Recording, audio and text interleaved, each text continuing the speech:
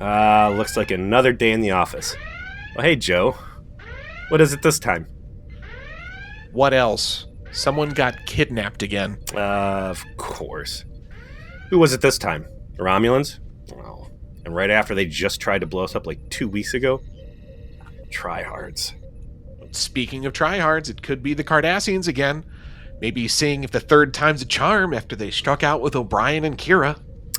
Of course, there is always that local portal to hell over there, spewing forth its madness. Dominion could be the bad guys this time, looking to trap people in VR escape rooms again for intelligence. Or those nasty Joe Dirt people kidnapping people to play Chutes and Ladders. Could be some new alien race that hunts people for sport while dressed in hooker boots. Or transporter duplicate of a flagship officer. You know, I do hope it's fake Riker again. God, he's fun at the bar. Don't fucking remind me. Hey, wait, Lieutenant Stevie, you hear anything about who got kidnapped this time? Yeah, I was just talking to Dax. Commander Sisko this time, turns out. Oh, the guy who knocks out Jem'Hadar? That's a bold choice. Do we know who did it? Apparently some dirty version of O'Brien from a parallel universe where everyone's an asshole. Wait, what? Yeah, I guess he just walked into Ops and pulled out a gun before teleporting them both to, that alternate universe or whatever. Oof. Shit, this, yeah, this is bad. Fuck. Well, I mean, obviously we need to find a way to get him back, but, like... no. You don't understand, all right? Our Commander Sisko, the Alliance, those other guys, all right? They aren't ready. Man, that's gonna be lopsided as fuck. What do you mean? Look, the Sisko of this universe, right, is already one of the most off-the-charts, savage, devastating forces of nature I have ever seen. And I'm pretty sure that this is him honestly restrained, right? Like chased. Over there, the Mirror Universe is a place of violent, capricious assholes who deeply enjoy randomly punching people. Like overreacting whenever possible. And I'm telling you, lots of fucking, all right? They never had a reason to invent holodecks over there. They're already living the dream. Oh, damn. That means... So, if the commander goes over there... He will never want to come home, all right? He will become their king. Look, this is a clear breach of some rule or something. We got to get him out of there now, all right? Let's go, people.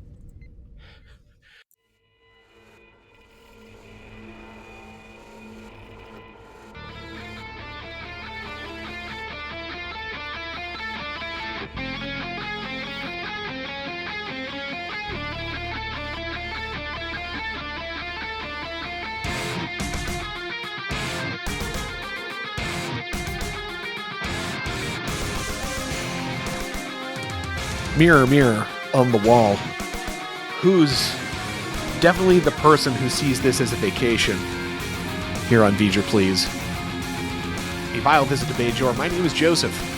You know, I do agree that it's strange that we all just so happen to be out in this part of the space without the Federation to have sent us here. I'm your co-host, Peter.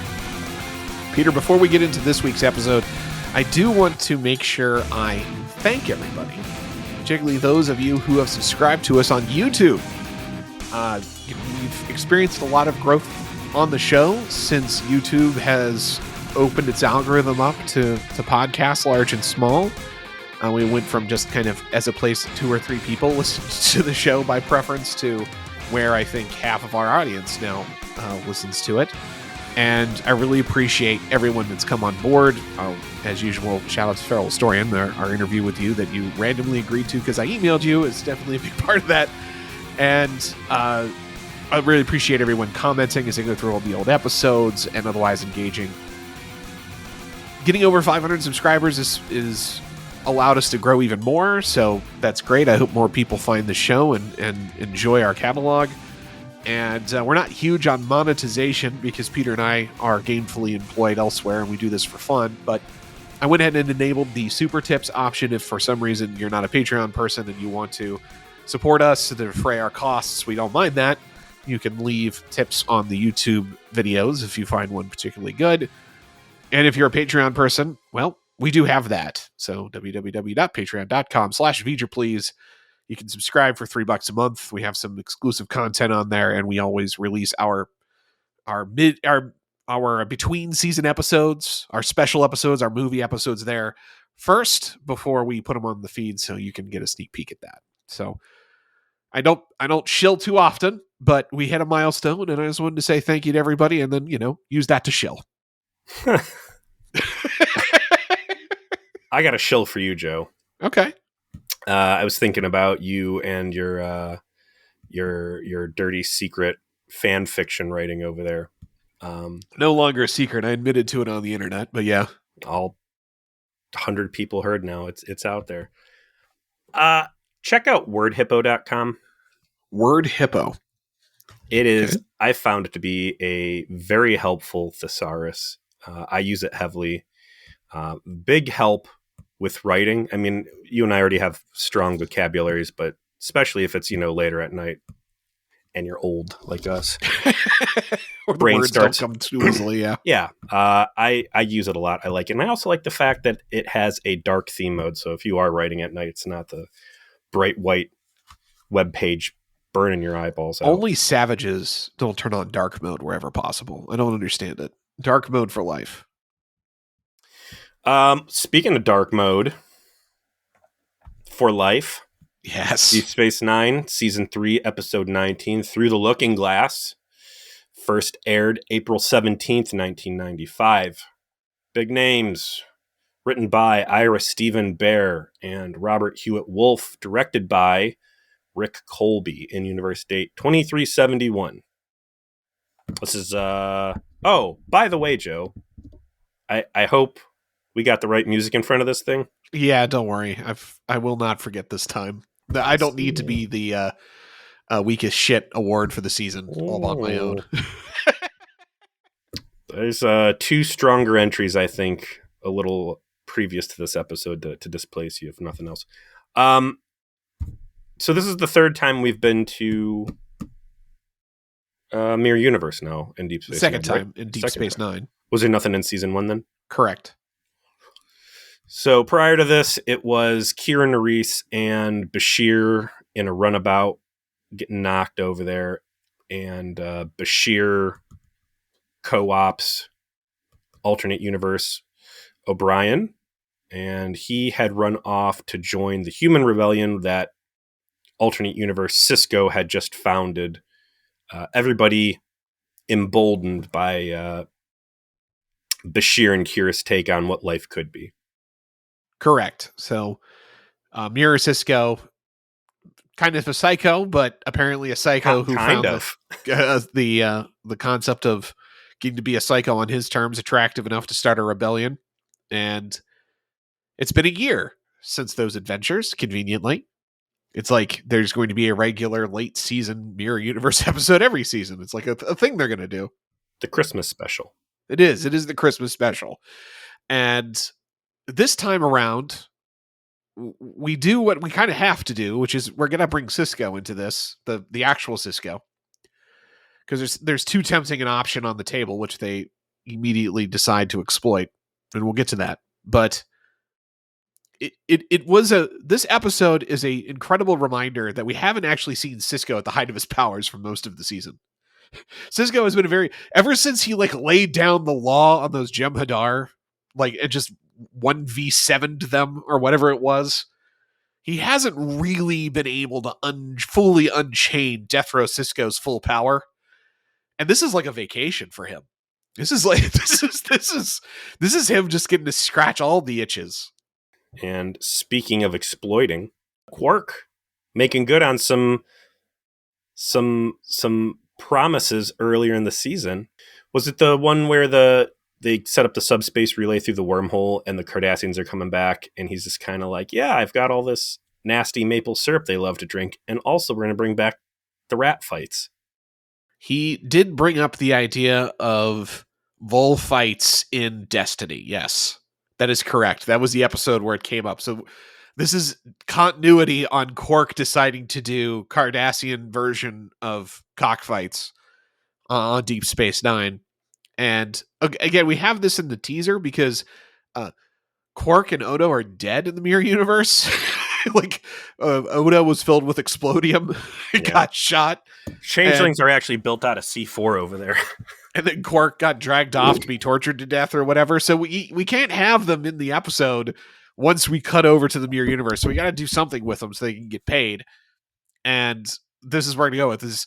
Quark actually following through on his cockfight plan. I love that Morn's involved. Yes. It opens with, first of all, in Destiny, as he's verbally planning this thing out, he's doing so right in front of Sisko, who's like, "You're not doing dog fights on my fucking station." 0% chance of that. But so it's Odo smugly telling on Quark in front of Sisko, and he's like, "Yeah, him and Morn were in a room," and they're like, "Well, we caught all these, right? It's not illegal to have them on the station. They're just already here. Ask O'Brien. He hates these things." He's like, "I caught them painting numbers on the side of them," and Quark's like, "We were doing it so we could count them to see how many we caught." And I was like, "Oh man, so good, so perfect." And it's all this perfect little bit of deniability because no crime had yet been committed. So it's just a guy painting his rats. That's all. So Sisko can't punish him because he hasn't actually done any legal cockfight yet. I love that he's like, "Oh, you don't think Morn would do such a thing?" It's gonna break his hearts. They're like his pets. I don't care. Throw him out the airlock. Ah, damn it. Is that what he says? He tells him to get him off off the station. Yeah. But I mean, they have been killing these things, right? I would assume. Like, they're pests. You get rid of pests. I don't know, maybe they put them in like cargo containers and ship them down to fucking Azeroth or wherever to feed the smoke monsters. Who knows? Quark and Odo leave with Sisko. Sisko's like, "All right, I'm telling some random guy that's next to me. This guy, random lieutenant man, like, you have ops." He just nods his head. Odo is like, "I'm going to run off of this bridge as fast as possible." No sooner does Sisko say, "You have the bridge," but Odo has ran to the turbolift. The turbolift has fully vacated in time for a new turbolift to arrive. And yeah, they must have gone out that door to the side of ops or something, because I don't see how else it could have happened, or there's like where there's a second turbo lift. But like, Odo and Quark do leave the screen, but it's like seconds before O'Brien shows up. If it wasn't for Quark, I'd say, did like Odo just pull a Gooigi out of Luigi's mansion and just turn to goo and fall through a vent somewhere? Like, I've never seen someone leave a scene that fast before. Because he has to, because otherwise, I mean, this scene's already just doofy, right? Okay, O'Brien shows up. It's O'Brien in civilian gear. Mm-hmm. And he's like, with "Hey, the Starfleet haircut. Hey, Commander, I need to talk to you." "Yeah, what about? You want to go to my office?" And he just kind of slowly pulls a gun out and says, "Actually, you're going to come with me. We're doing things. All right, so like, I get you need to make the plot happen, but you're on ops. You are surrounded by officers. Several of them are armed, as we see. Multiple times, O'Brien absolutely both has his back turned to armed officers in ops and is not pointing his gun at anything in particular." Benjamin Sisko swore an oath that he would never again unleash hell in ops. Ops of Rage is like, there's a moratorium, like, no more violence here. We went too hard. They're still pounding dents out of the panels from where I whooped Tim Russ's ass up and down the walls here. Or like, no one wants to shoot a phaser off an ops because they're afraid there's going to be another civil defense program that goes off and it's going to evaporate a red shirt that no one will remember or think about. They're all like, "Listen, we're not main characters. We are keeping our shit tight." That's why Lieutenant Nobody doesn't want to get Froggy up there, because he knows what happened to the last Starfleet officer that got zapped and nobody shed a single tear. Kira's not in here anywhere, is she? No, there are no main characters on the bridge. There's no one, rather, in ops. There's none. That's why Random Lieutenant is the one that's getting command. But it's this incredibly low energy kidnapping that I understand, like, we're just trying to get to the point where they get to the mirror universe or whatever, but can we have a little bit more credibility as it relates to why this is happening? Or Look, are we going look. to just accept our own headcanon, which is like that Sisko heard about this place and he's been wanting to get kidnapped there for a long time? Yeah, that's where I'm at. Yeah. He clocks this thing for exactly what it's like, man. Off screen, when you didn't see it, when O'Brien was futzing with the machine, like some Bajoran security officer's about to get a drop on him, and he goes, no, I want this. I want this. Yeah, let's let this play out. I am interested in going. You know how much it costs to get into Westworld? I'm about to go there for free. Yeah, he clocked this guy for exactly what it was. And he's like, I was really tired 15 seconds ago, but the adrenaline has hit and daddy is ready. Tell my son I love him. I'm going to a better place. I'm going to Valhalla. I'm going to make new sons. Goodbye. Goodbye forever. So they transport over. Of course, it's Mirror O'Brien, and he has kidnapped Sisko because, as he will convey as the action begins, the Mirror Sisko is dead. He's just dead. Hold on a sec, because we talked about this a little bit off screen, and I want to establish things real quick here, because I thought that them transporting to the Mirror Universe was real flimsy, because a lot went into it last time they did this in Deep Space Nine. It was a runabout flying through the wormhole while it was venting plasma in some very specific configuration, and that juked the wormhole and allowed them to cross universes. So the idea that O'Brien just willy-nilly transports them out, which was the original plan in the first time they went there, was to get Mirror Universe O'Brien to reconfigure a transporter so they could transport to safety.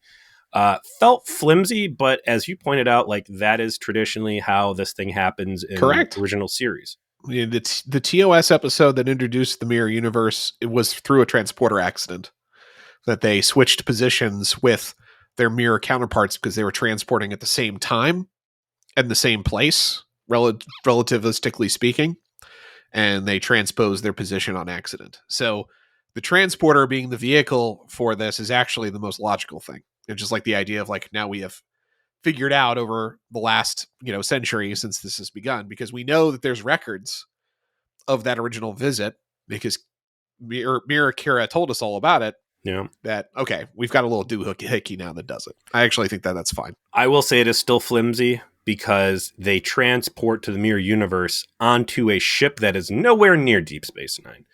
So this is a transporter hack that has unlimited distance now, because when they transport over, it appears that they're in the fucking Badlands, which you might remember from Star Trek Voyager, which was a good distance away from Deep Space Nine. But they're on a raider, so it could technically have been a raider near wherever Deep Space Nine is. Terok Nor is in the Mirror Universe.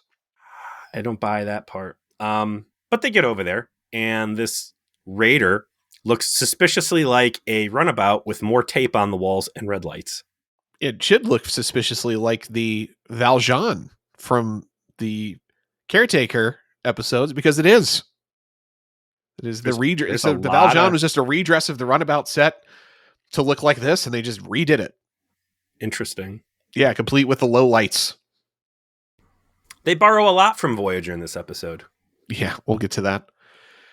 So, Mirror O'Brien, Smiley, lays down the facts. Hey, listen, had to do this because your counterpart's fucking dead.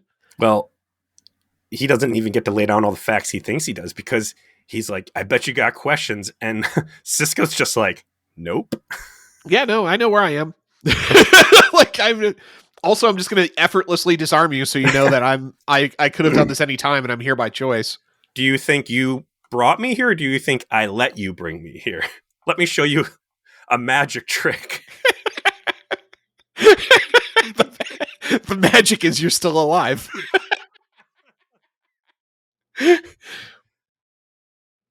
And the reason why O'Brien wants him is your mirror version of you is a total dick, but he also, like, kept this whole program together, and I kind of need that still. And second, The mission he died on was trying to convince your wife, Jennifer, to join our side, because right now she's working on a sensor array that is going to allow the Alliance to find our bases in the Badlands and put an end to the rebellion. So they have a very Maquis-like setup. You know, they're disparate rebels hiding out in the Badlands, you know, doing a lot of raiding and fighting on the periphery.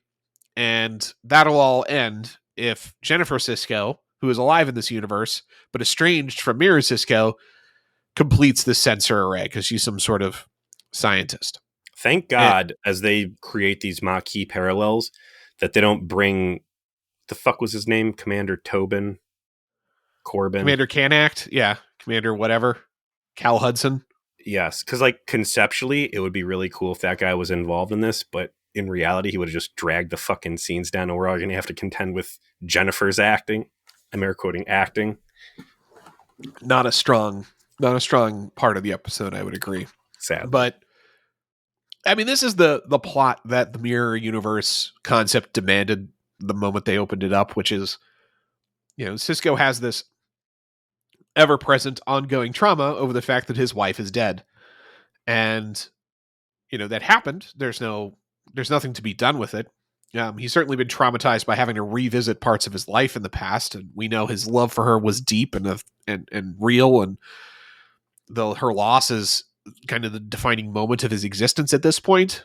And then opening up the possibility that she's in fact alive in the Mirror Universe, and in fact, she got estranged from Sisko at the same time she died in the real universe 5 years. You know, they were not in love the same way that he was in love with his version of his wife. That, you know, the version of him here was cruel and capricious and drove them apart, whereas he was, you know, extremely loving, and then it was torn from her by tragedy. And I like that. Like, this is the part of Sisko's like personal plot line that, you know, I want to explore. I want to see. Like, Avery Brooks is really good at this stuff. He's a theater actor at heart. He thrives in the same way like Kate Mulgrew does a lot of the time when we were watching Voyager, in doing the personal stuff, right? What do we love about the show? All the Jake, Ben scenes, the father-son stuff. Family. Yeah, family stuff. And this is him like, oh shit, like, yeah, I'm very interested in saving the parallel universe version of my wife, because I'm going to get to see her and hear her, and I know she's not the same person, but I can trick myself. Like, not only that, I can save her this time. Yeah, I can successfully prevent her from dying, which is what I failed to do. Right. And I had to leave her behind the first time in the Borg attack, and now it's a real Spider-Man across whatever when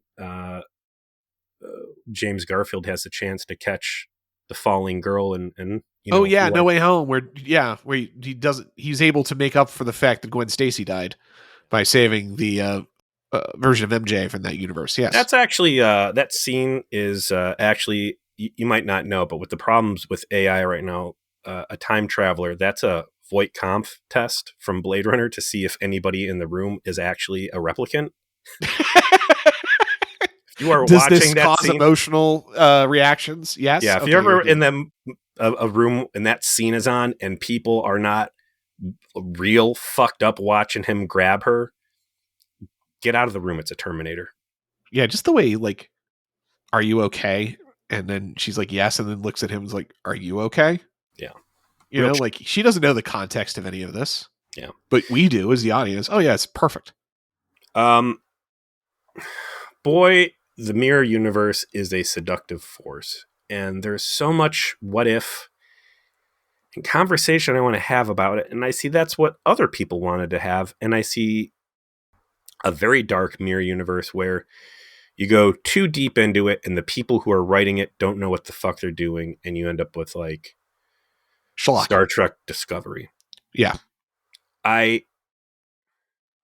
There's too many similarities in what you see, and they didn't really touch it too heavy in the original series, but like, you're making it a real thing in Deep Space Nine. It is ridiculous that Julian Bashir is out in this part of space. It's ridiculous that the Axe symbiote has ended up in Jadzia and just so happens to be in Sisko's orbit. It's ridiculous that the Ferengis ended up on Terok Nor. It's ridiculous that Miles O'Brien would have been transported from Earth all the way out here. There needs to be an excuse that basically says that the Mirror Universe is beholden to the Prime Universe, and one of these is the primary thing, and the other one is caught in its toe, and it's not in lockstep. People are making bad choices, and bad things are happening there, but there's still a nexus event in the Prime Universe that drags these pieces together. So there's an excuse why it's the same pools of people, and they are still having similar situations to each other. I mean, there is a lot of like string theory parallel universe stuff out there that could possibly explain this, that I would agree a few seconds of on screen would have helped to say, like, why is this place so much like our universe? Why is it more wildly divergent? And to say, like, it is because, like, we're interconnected. And it's why you can transport between them. Like, you can't, this shouldn't be possible, but our universes are so interlinked. The causality of them is so close. You can actually move between them, unlike others. Your mirror universe is caught in the wake of our universe. You're all, and we don't know who. We know that you leave the chicken and the egg. Like, who's the primary mover here, unresolved, but they're linked, and the things that happen in one have essentially influenced what happens in the other.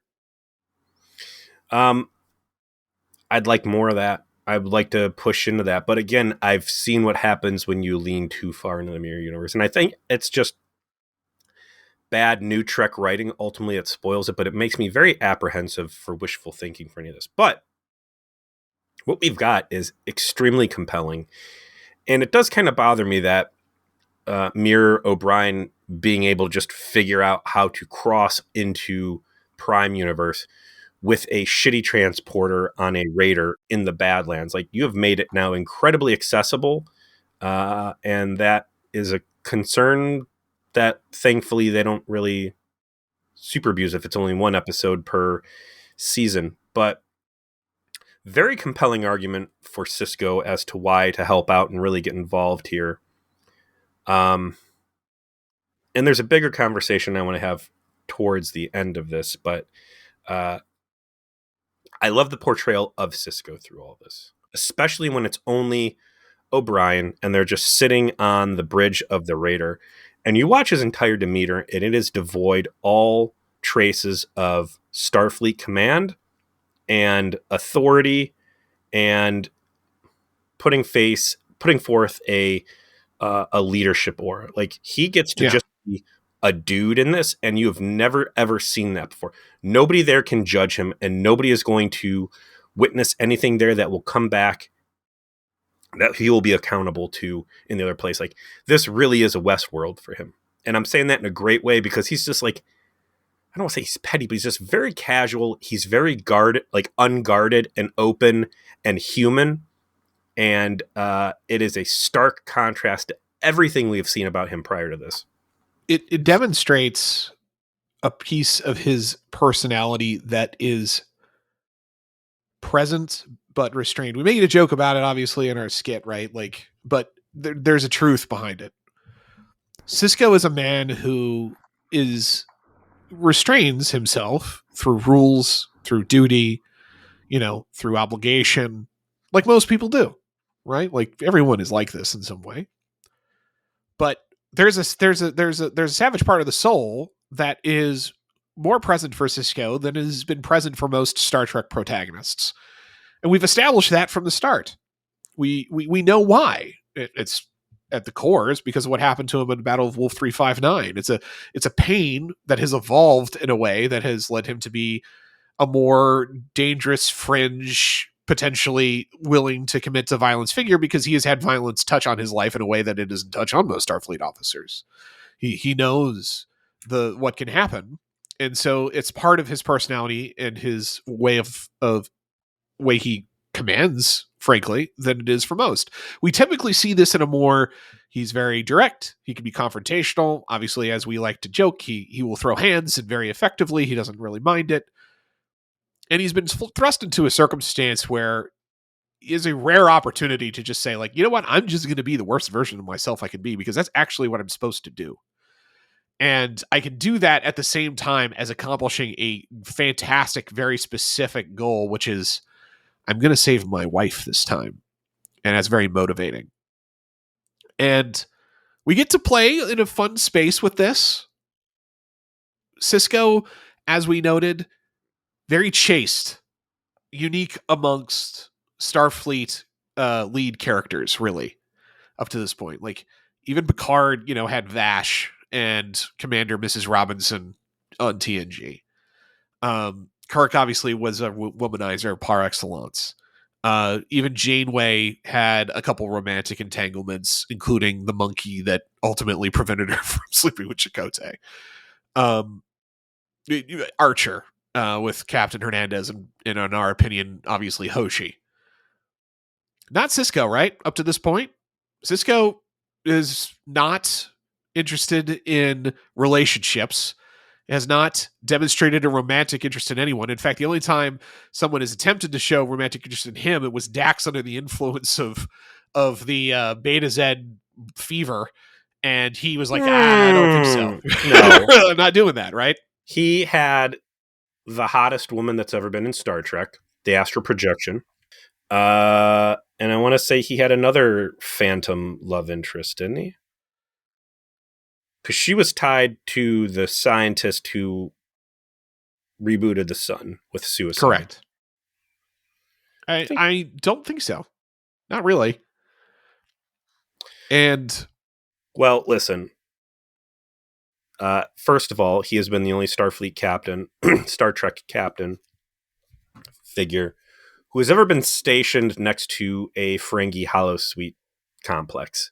That's true. Okay. So he has his needs squared away. Yeah. Top shelf access to the best cyber smut out there. It's true. And the one time he did decide that he was going to go back into the world of meat bags, he pulled the hottest guest actress Trek has ever had. So, indeed. What you want to say is that he's real choosy. This guy's got great taste. And I think that it's a very clever and very funny way to show the mirror version of Sisko is a man who just fucks everything.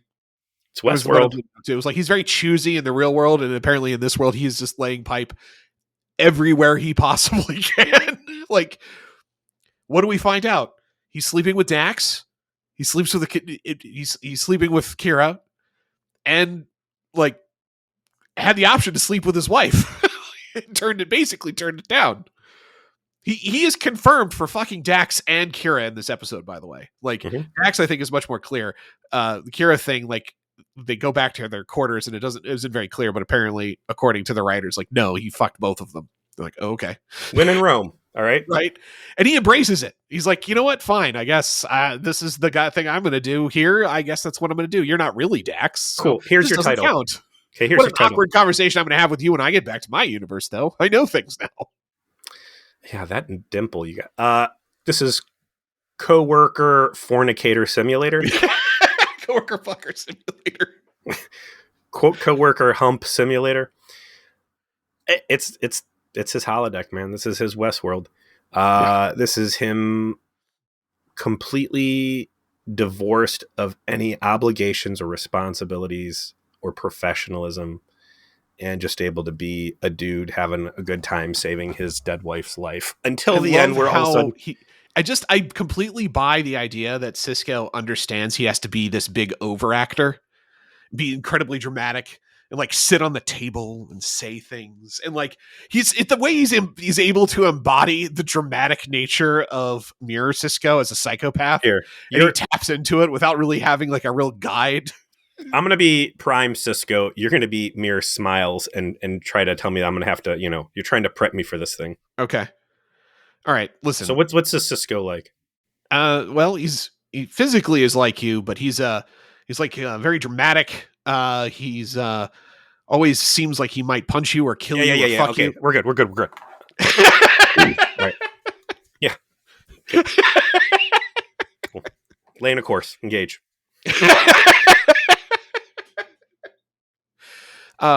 We're good. Go. Trust me. before I hit you, do what I said. Remember the part where I disarmed you immediately? Yeah, he's very chill about all of this. It's like to the point where he doesn't have to be prompted to fuck Kira. Like he had to need a little bit of prompting to go fuck Dax. But by the time he runs into Kira, he's like, "No, I know what I'm supposed to do here. Bam, let's go. I'm gonna insist on fucking you. I'm gonna humiliate Garrick by saying, I know this bitch is hungry for me, and I'm gonna go bang her out, and she's gonna be down for that because I know that's what's gonna work." Genie's out of the bottle, all right. The can of Pringles has been opened, and now he cannot stop. It's like everyone else is fooled that he's Mirror Sisko except for Jennifer because it's the one person he's restrained with, right? Yeah. That's the thing that gives it away, which is great. But we'll get there in a moment. So when Sisko makes his dramatic entrance back into the Dominion base, or not the Dominion base, the Rebel base, the stunt casting that draws the eye inevitably is that for some reason Tim Russ as Tuvok is in this episode. Now, what if I told you that character wasn't supposed to be Tuvok? It was supposed to be someone else. Sure, Joe. Supposed to be the hot Vulcan from the Maquis Part 1 and 2. That's who that was supposed to be. What's she doing that she can't? You got to get Tim Russ in there instead of Vulcan arms dealer hottie. What the fuck? Yeah, Vulcan arms dealer hottie absolutely should have been it. But guess who said, could you cast Tuvok as that instead? Rick Berman. Rick Berman came in and said, I want a ratings ploy. Put Mirror Tuvok in the episode. Why not both? They could have been married. That could actually canonically be Tuvok's wife, and he just, because he's such a bad detective, he's so bad at his job, he never figured out that his wife is actually part of Maquis leadership who had been buying arms underneath his nose while he was playing Starfleet. What a shame that you had him in there, arguably as Tuvok, and they did absolutely nothing with it. Yeah, he's just there to say some lines in the background in a couple of scenes. That's it. Doesn't do anything else. Pointless that he's there. Pointless. Serves no purpose. I would have rather it have Vulcan hottie lady. Yeah, same. And they would have made more sense. Would have given you insight into like, this is a very Maquis-like operation. So the Maquis person is here because this is the Mirror Universe.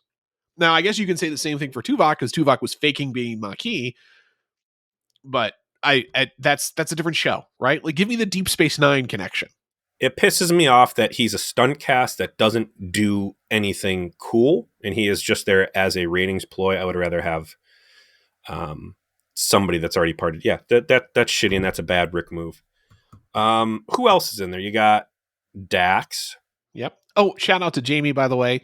One of our members of our Discord who shared that she went to a Star Trek. She went to a convention of some kind. I forget if it was a Star Trek specific one or not.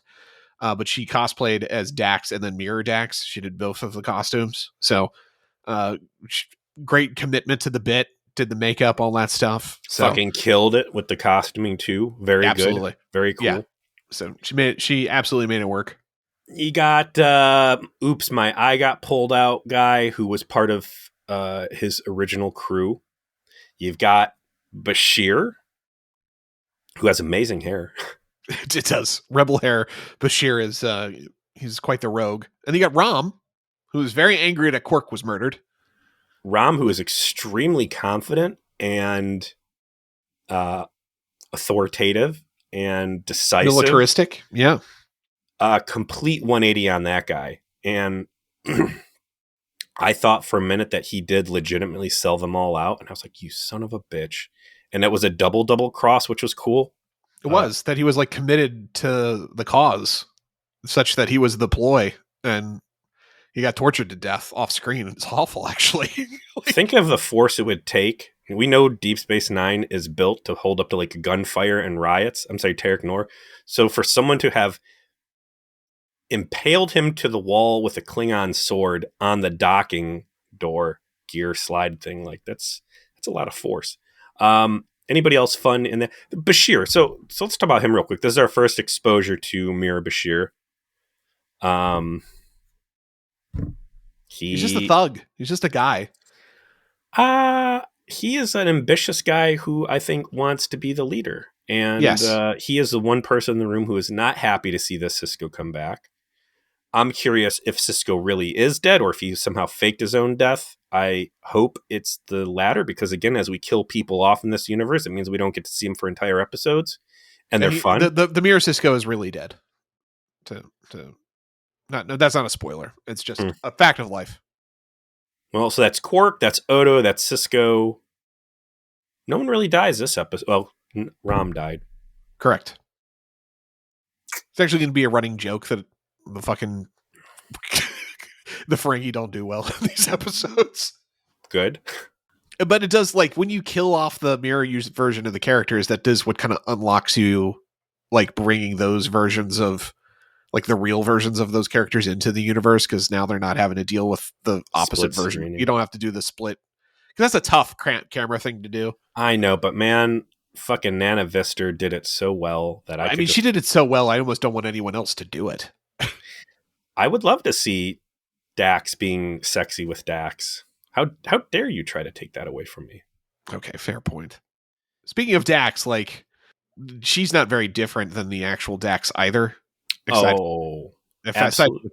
She's, like, you know, pretty self-absorbed, I suppose, like any good Mirror Universe person, you know, looking to get out and not fight this rebellion anymore. That's basically her contribution to the plot, aside from fucking Sisko. They're, you know, they don't really talk about their relationship at all, just merely that they're together. She's a coward. She's extremely focused. There is nothing ethereal or detached about her whatsoever. Her advice is terrible.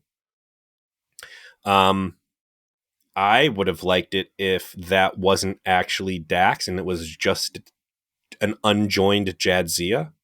Yeah. No, I agree. There's nothing sciencey about her.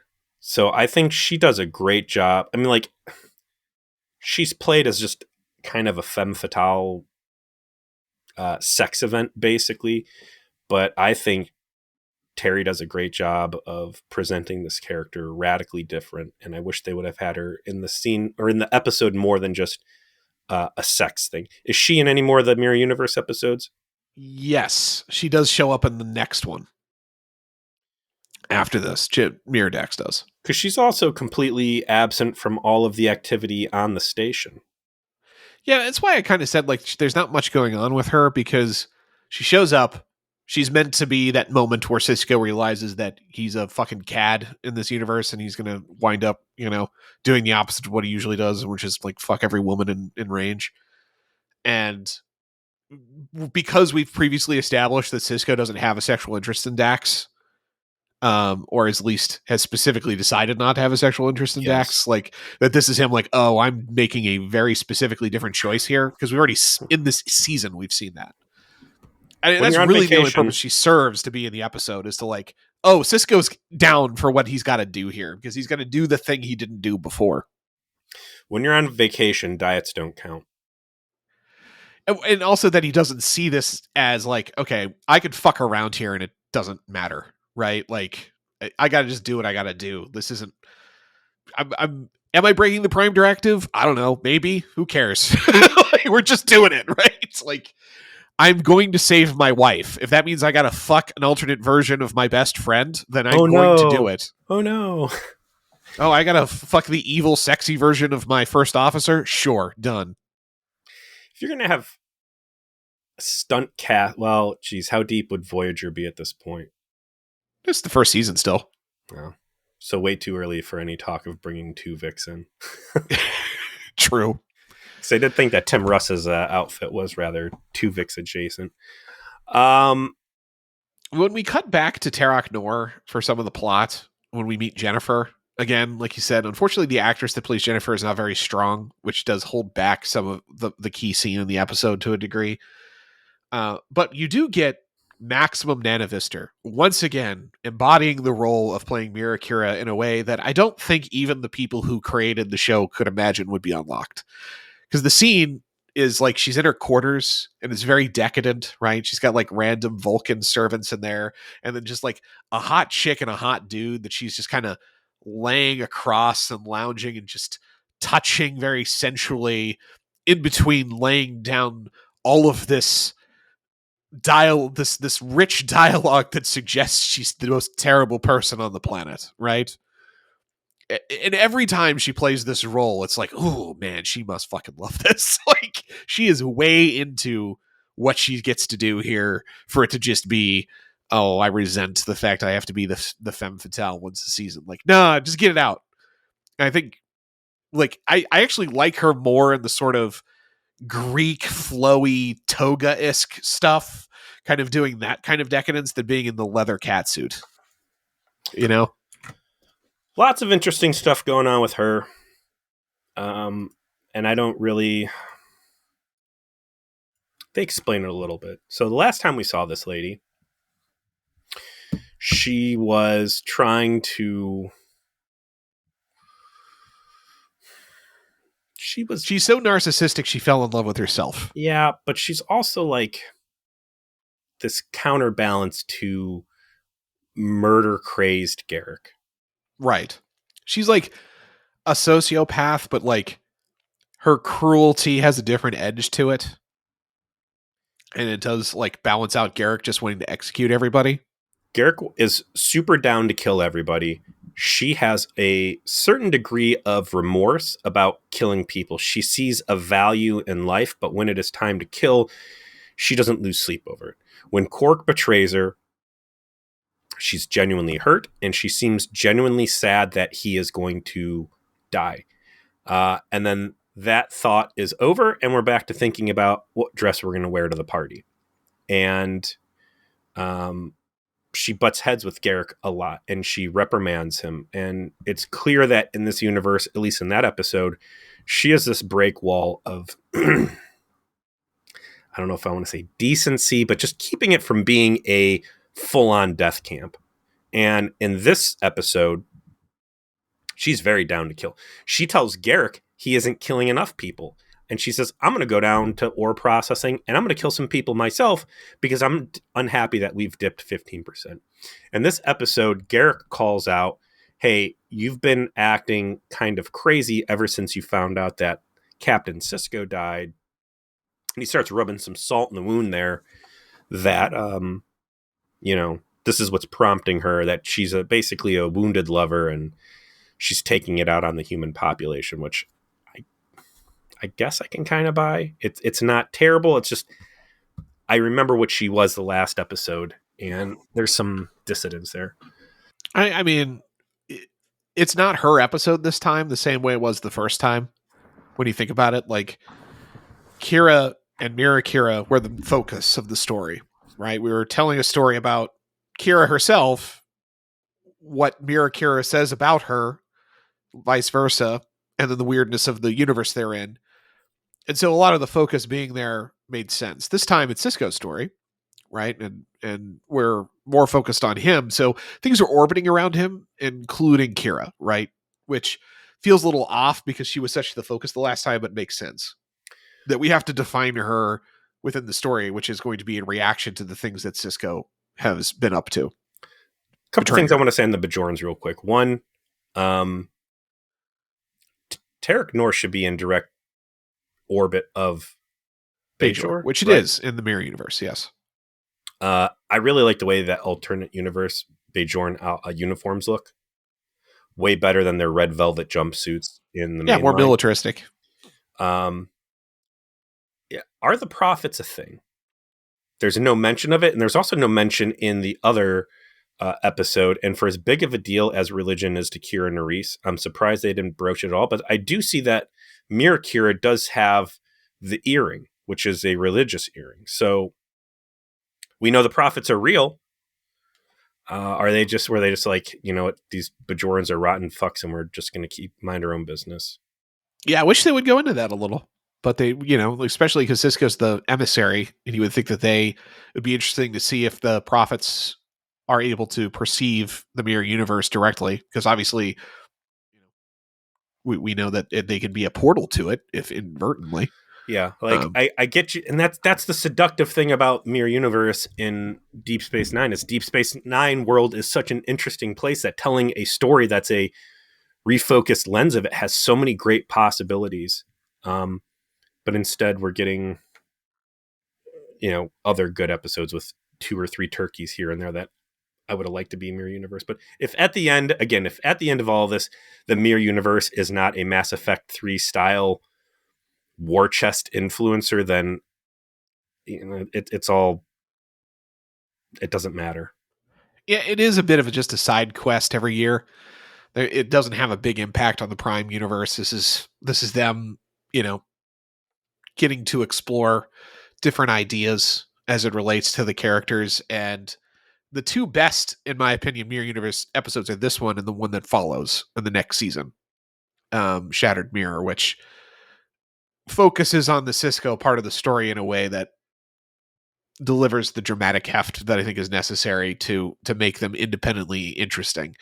And where they go wrong is when after they kind of play out the string with that stuff, and then try to go move in a different direction, they don't ever find that magic again, and then basically just cash it in with a stupid comedy episode in season 7, which sucks.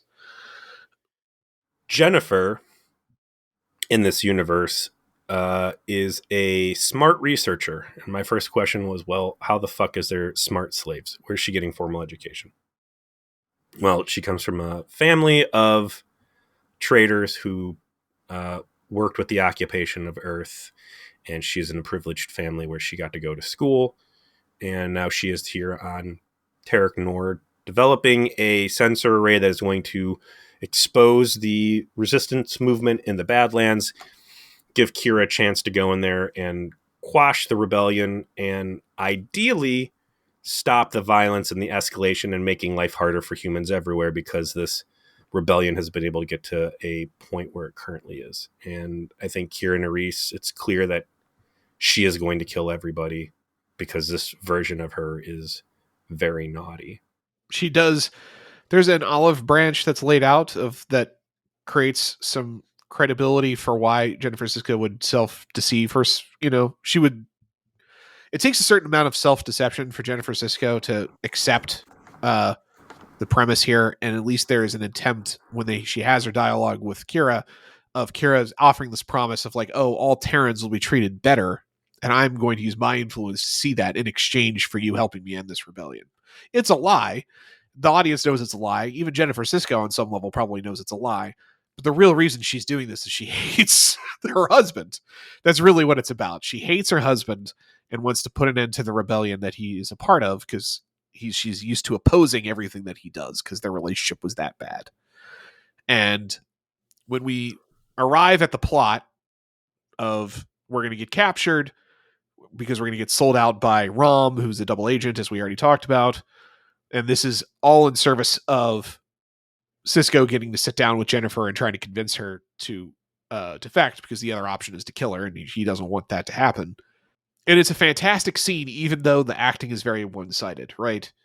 Like, Avery Brooks is carrying all of this, but you sense in him like what he's doing without saying. Like, he never says to Jennifer Sisko, I'm from another universe, you're my wife there, you died 5 years ago, I'm here to save you, at any time in the episode, right? He declines, in fact, to take that opportunity, which Jennifer asks for at the end. I'm like, I'm not doing this, right? But instead, in the scene when they're on Terek Nor, he's trying to suss out, like, I don't know what happened with this relationship, but I'm going to try and talk to you like you were my Jennifer Sisko and see if that fucking works. And it does. And that's what's beautiful about it, is that he does get to save his wife by, like, loving her. The thing that he was always best at. Is it, like, and she in the way she responds to it, and ultimately does trust him, is because she figures out, A, you're not actually Ben Sisko, but B, whatever's going on here, you actually love me for some reason. I don't know what it is, but I can feel it enough that I'm just going to go along with this plan, and you don't need to explain it to me. And that is very well done on screen, despite the actress of Jennifer Sisko not being the strongest. It's good. Him not telling her the truth. I would have liked to see that scene where he does do the full disclosure and say, I'm trying to right a wrong. Don't you worry. The consequences of this very specific circumstance will be in the next episode. Good, because boy, they leave so much on the table. And again, I'm going back to the thing. Like, I want to wildly pursue so much stuff in this universe because by the end of it, and real quick, shout out to Ram, like him ending up dead on the door. The great contrast there of this guy who, I believe 3 times over the first 2 seasons, tries to kill his brother. Yes. Let us not forget that Ram is very much into fratricide. Before they turned him into a doofy, lovable, cuddly dork, he was a incompetent murderer. Taking very serious swings with C4 drones, right? And in this one, this guy is willing to die to avenge his brother's life. Like, what a fucking G. Yes. This man's very upset about Quark's death. And he is ready to kill some fucking people. He gets her, he convinces her, there's a run and gun in the hallway. They end up in the ore processing room, which way to get the fucking value out of this thing. And he starts reprogramming things. And I was like, oh boy. Is there some civil defense shit going to happen? I wanted that. I either wanted that, I wanted him to fill that room with gas. I wanted him to trap everybody there while like the civil defense protocol goes off. I wanted them to climb up the chute he made Jake go up because he knows it's safe enough. Turns the rocks into explodium. Shoves a fuck. He could have, with his bare hands, pulled a steel pipe off of a steel mining cart and bludgeoned people. Instead, he gets to do some cool commando shit, dual like John Woo dual wielding Klingon disruptors. I mean, he gets to be pretty cool. Yeah, let's be real. Yeah.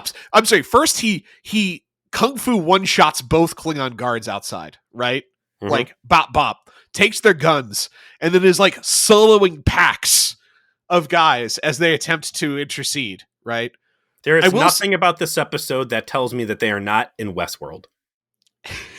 I will say there's a couple shots where the fact he's got the Norwood Reaper haircut ages him and makes him look like kind of like Bill Cosby-ish, like a doofy dad. He's a little pudgy in this one. A little pudgy. I can like Avery Brooks hits the gym, shaves his head, and grows a goatee. Very famously, going from the 3rd season into the 4th season, and it just like transforms him into the final form of Death Row Sisko in a way that watching this is like, oh, I can't wait for the version of Sisko it shows up after this. It's even more unhinged. They get to the end. He traps everybody in the ore processing room. Oh, look, we're going to do it the Janeway. I got the countdown timer going for the destruction. I do because know you never changed the code. Wi-Fi password, you dipshit. Why would they? And they beam off onto their thing and fly away back into the Badlands, where Jennifer makes it clear that she's going to be joining the rebellion. I almost feel like Sisko's kind of like, yeah, you should probably marry Smiley, because I think he is going to be the best man that I have seen in this whole fucking universe. And I would feel good about you being with him. But I have to go back to my people, and we're going to transport me out of there. Yeah, I need something to call attention to the fact that he has seen how bad it is for humans. They have a very easy way to bring people into a better world. He's trying to prepare for a war. He could have his very nice wife back. Like, at no point is there any discussion whatsoever on why people cannot come back into the Prime Universe with him. I feel like that's where the Starfleet restraint is coming in a little bit. That he doesn't explain himself, right? Like, all right, I'm going to embody the person I'm supposed to be. I can kind of self-justify all of the antics I just got up to.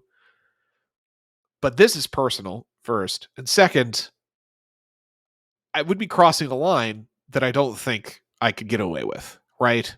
I don't think I could get away with bringing the Mirror Universe version of my wife back with me to the Prime Universe and there being no consequences for that, right? Everybody. You see your friends, you see humanity in general on the verge of being genocided. and you have the agency to bring those people over as you prepare for a war with a terrible foe in the wake of Wolf 359 that has cost 1,100 lives. Like, obviously you can't bring all these people. It's a logistics nightmare. Like, you can't do that, but it's your wife, it's your son's mother. I don't know, man. I needed something. Because again, alternate universe O'Brien being able to just move people as he see fits, that is a hell of a toy to put in the toy box. Again, I don't want to tell you too much about what's going to happen in the next Mirror Universe episode, but a lot of this is left open because they decided they wanted to go back to this and do more on kind of everything you're talking about. Well, what a shame then they squander everything from there out with clown episodes. It is. The next Mirror Universe episode is actually fantastic. Like one of the best episodes of the series. And this is a lot of setup for that ultimately when I really think about it. I mean, well, I'll tell you a little bit. Like the next episode setup is Jake is now involved because he finds out his mom exists, right? Good for him. Good for him. So imagine where that goes, right? Jennifer Sisko exists in another universe. Jake finds out about it and some shit goes down, right? Obviously, like when you're talking about the plot of these specific characters, this is huge. This is a fucking nuke, right? Yeah, like mom's not actually fucking dead, kind of. And I forgive all the things they choose not to do at the end of this episode because I realize, you realized where you needed to go with this, and you don't want to spend that ammunition now. I can only spend that ammunition later. Prime Miles O'Brien hears about this, and when Jake's like, I want to go see my mom, he's like, well, you know what? Fuck it. Your dad got to go over there on vacation, and it's been a long time since I've killed a lot of Cardassians. Do you want to go on vacation? I want to go to Westworld. I want to choke people with my bare hands and not have to worry about the consequences. Mm-hmm. Yeah. I wonder what the mirror version of Killer Keiko is like. I bet she's a savage. Let me find her. Mm-hmm. Let me find the Bajoran that tried to kill the Pope. Let me find all the prime ass that I've passed on because I'm a good husband, and let me get my hall pass out here. Yeah, where's that Cardassian that literally offered to mate with me? I hope the final episode, and I know you said it's bad, but if there was a way where Quark could find out how to do the Konami code into the transporter and bring people over, and he is just selling vacation packages to go rampage in the Mirror Universe, like this Russian tourism where they take rich people into Somalian pirate-infested waters so they can just kill other humans with like with impunity. With military hardware. Is that a real thing? Oh, dude. Oh, Jesus Christ, you would know. Oh, fuck. I think they tried to get Mark Cuban to go on it, and he was talking about, like there's a Russian tourism thing where it's people with military assets taking civilians into Somalian pirate areas and just attacking these skiffs and killing people. Our world is really dark. We're the Mirror Universe. We were the Mirror Universe. Fuck. Oh. All right. So, yeah, I mean, again, this is a good episode. It's a great episode. Especially in the wake of Distant Voices was terrible. Yes, this is a great episode. I mean, Visionary was good. Profit Motive, I know, wasn't your favorite, but I thought that it had something to it. Destiny, well, before that we had Destiny, great. Heart of Stone, possibly one of the top 3 of the whole season. Life Support, great. Past tense episodes, not terrible, but not bad. It's been a second since we've had a true turkey. We've been spoiled. So, like, saying Distant Voices is bad. Like, it's bad. Is it? Yeah. Okay. I'm never going to convince you. All right. That's fine. But listen, I'm happy to eat that turkey if it might get us into fucking Westworld over here. Well, if that turkey also is about to lead to a scrumptious feast because, I know that we've had 3 Garricks in a row, but what if I told you there was going to be a 4th and a 5th? Because next week, I don't want you to look at the Memory Alpha because there's spoilers. we're going to be watching Deep Space Nine, Season 3, Episode 20, Improbable Cause. It is written, a teleplay by Renee Avanchera, story by Robert Lederman, David R. Long, directed by Avery Brooks. Odo begins an investigation after a bomb destroys Garrick's tailor shop, part 1 of 2. Well, it's Rom. Rom did it. Rom the bomb. This next episode starts the true payoff of everything that we have watched this season. So if you want to see Deep Space Nine start to turn into the show that it is ultimately going to become from seasons 4 to 7 that everyone says is some of the most brilliant television they've ever seen, this is literally the start of it.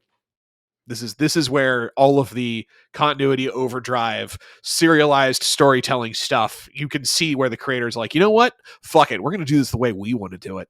And that means we're going to dig deep. We're going to make people fucking remember shit. we're going to connect all of these disparate things that you never thought were going to be connected. And then we're going to keep doing it over and over and over again. So I'm excited for us on this one, man. I'm excited too. If I'm not allowed to read the memory alpha, it means there's some hot shit in there, man. Indeed. And there's some hot shit to come, so thank you for all of you that have been subscribing and listening and rating and helping us as we spread the V'ger Please word. Keep it up. We appreciate it, and we'll see you next week.